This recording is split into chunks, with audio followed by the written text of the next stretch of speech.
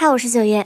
这个海棠小鸟图太好看了，我把它做成了绒花簪子，搭配过年的新衣服，肯定特别有年味。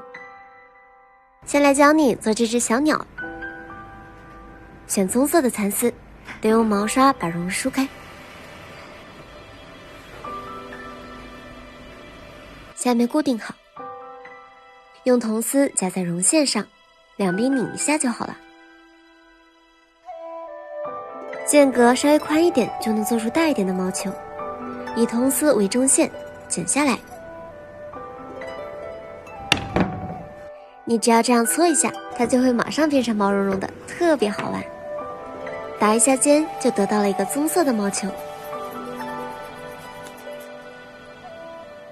同样的方法再做一个灰色的毛球，两个毛球合体，稍微扭一扭，小鸟的身子就做好啦。用细一点的绒条做出小尾巴、小翅膀。你看，前面多出来的铜丝裹上蚕丝扭一下，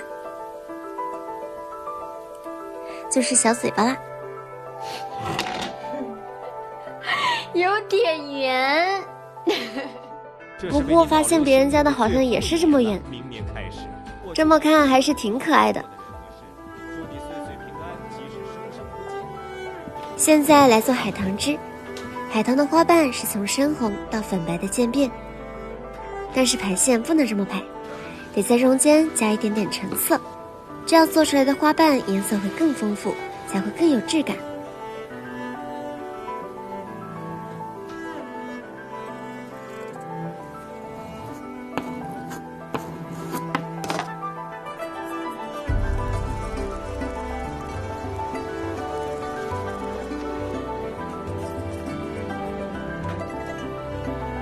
你看，比单纯的红粉渐变要好看吧？